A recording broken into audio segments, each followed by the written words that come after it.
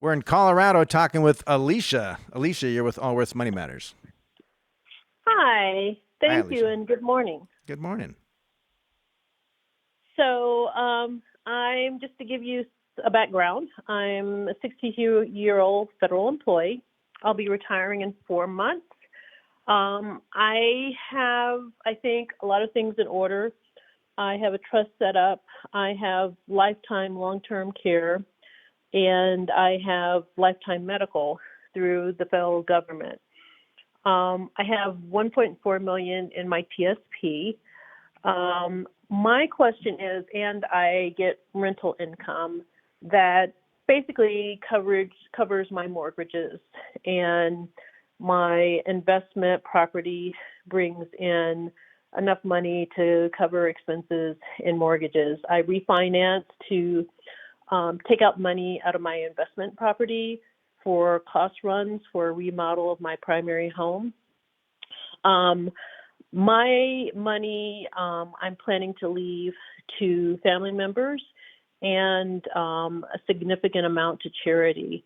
My question is, should I start taking, well, I was told by someone about Social Security optimization, Okay. and they suggested that I start taking Social Security at age 62 and then turn it off at 67 and take money out of my TSP if necessary.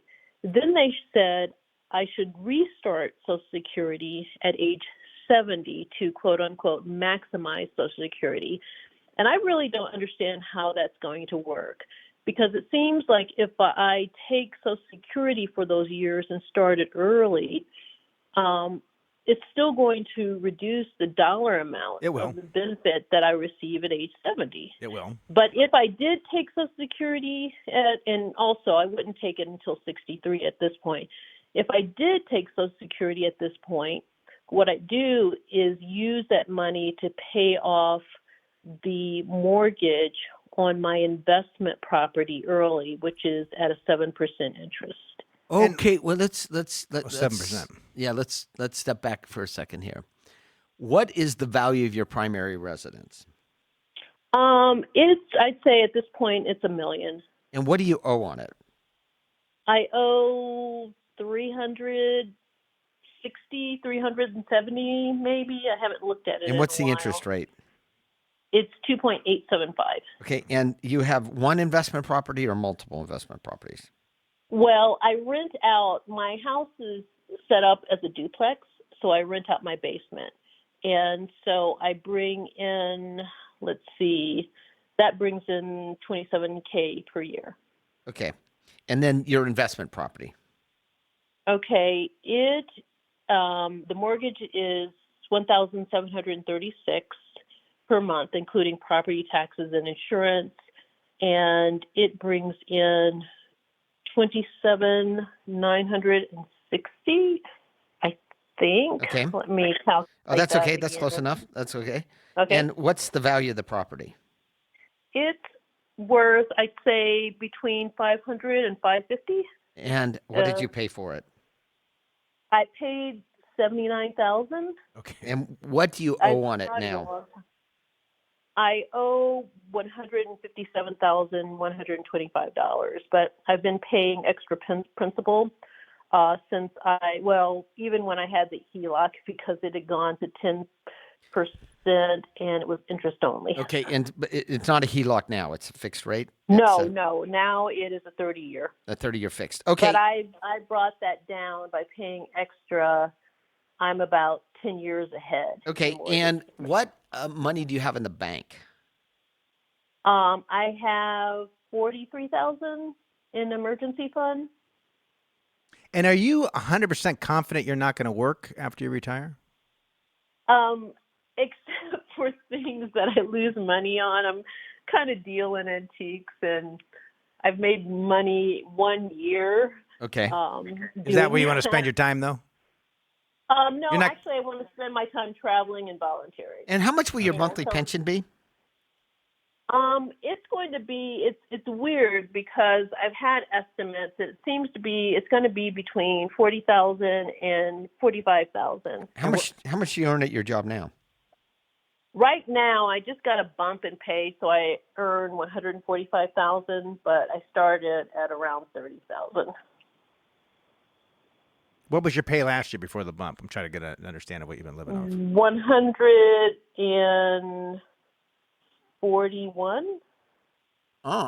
So this is interesting. I'm running this thing through my head. So the first thing I would look at is, And how many kids do you have? None. Oh, no, and you're not children. married. No, I'm not married. No kids. Basically, my money will go to my nephew, but a lot of that, most of it is going to go to charity. Okay. I'll see that he's taken care All of, right. as far as And paid off mortgage. obviously, when you do that, you name the beneficiary of the IRAs or the thrift What savings about a plan. charitable remainder trust with that rental house? I'm sorry? I'm talking to Pat here. I'm thinking about, Huh? I mean, Because you've got one concept is you take that rental house and you structure it in a charitable vehicle where it transfers to the charity sells it, avoids the capital gain, you receive an It is in the income. trust. Everything is in the trust. understand No, that. no, No, no, we're no. talking about something completely different. It's a charitable remainder trust, and it's a tax. And there's different flavors of Yeah, them. and you so sound charitable. The problem is, Scott, it's $400,000 would be this. And what did you say you paid for it? nothing. 70 something. 79. Yeah, I wouldn't. The cost of administrating a charitable remainder trust over the next few years relative to the tax savings. I don't know. I mean, and depending on how deep she is with some more nonprofit she is, they could structure it all and take care of all the costs. There's no cost at all, and she suddenly gets a check every month and doesn't have to think about it. Now, why would I get a check every month? Well, because of how these charitable remainder trusts are actually structured. Okay. I'm not familiar with those. I mean, you have $400,000 of equity there. You could receive an income stream It's for the greater. rest of your life. It's going to be greater than what you have now, and you don't have to think about it. That's right. Huh? Because you're only making $1,000. I mean, to your point, it's 400,000, not 4 million. And oftentimes these are strategies used with larger states. But given your situation, you got a nice pension, you're going to have Social Security, you got $1.5 million in your 401k, TSP. I would think that I would. So you're asking. I wouldn't take Social Security right away. You've got some other kind of planning. I think you've got some other strategies to consider. I don't like the 7% mortgage on the rental. I hate it. Yeah. I absolutely hate it. I would look at actually taking money out of the thrift savings plan and using that money in the bank immediately to pay that down. And you say, well, I want the money in the bank for emergencies. You could get at the thrift savings plan as fast as you get the money in a bank. So Yeah, it's just a next year. taxable The event. tax, you got to be careful. So the 7% is what bothers me. And I would actually, Scott, I would say, why wouldn't you start Social Security?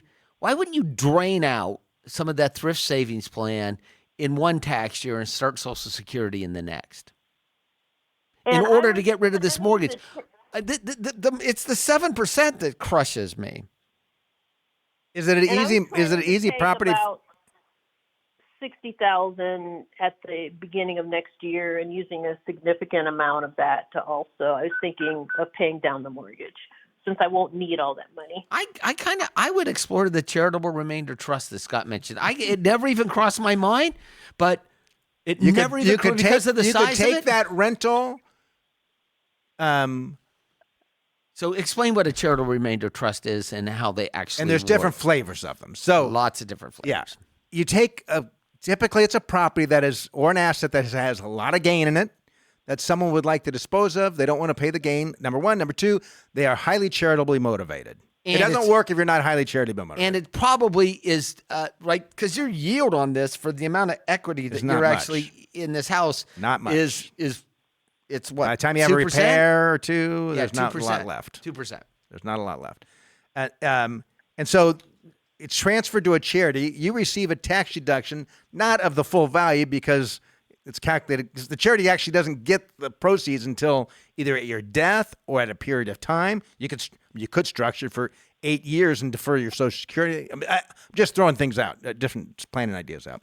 But with that, The charity then sells the property. They pay no capital gains because they're a nonprofit.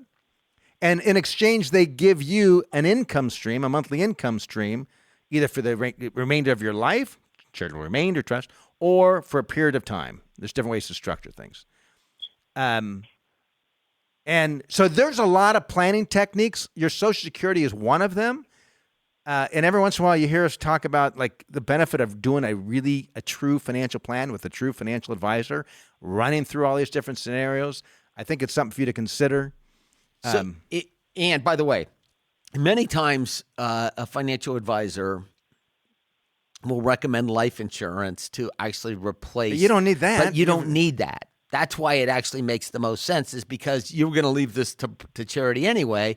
And what you're worried about is cash flow and tax implications.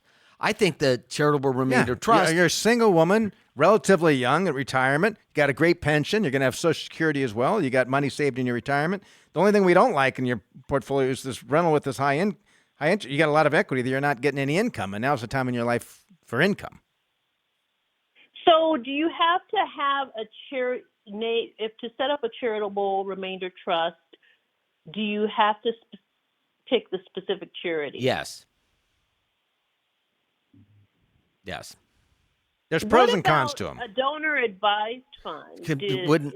What a donor advised fund? Well, the donor advised fund, you're not going to get any income, and you need income. You give it all away. You give it all away. Okay. So, donor advised fund would make sense here if you didn't I've need any advised income. people on transferring property to donor advised funds. They can work great, but you're given. We're not. You need income. Yeah. Okay. We're not stating give away this property today to some charity. That's right. We're saying, is there a bet? And if Is there a way to get rid of the mortgage and have more income off the $400,000 of equity you have in this house? And if you didn't do that, it may make sense to sell the property. There's a lot of different planning things to look at. It may make sense to take money out of the thrift savings plan and pay it down. But even then, even if you did an exchange to a lesser property, the boot's taxable. You'd have some taxable implications there, but not on the entire thing. There's some ways. There's a lot of different planning techniques that I think Social Security is, the last at least of your planning opportunities. Yes, correct. So I'd explore the CRT. Thank you, Scott. They're not used that common. I mean, they're not that common. Given what I don't know you that well. We don't know you that, but given what you said thus far, it could be a pretty interesting solution for you. So anyway, really glad you called, and hope you enjoy retirement. engage with a good financial advisor to run through some of these scenarios with you.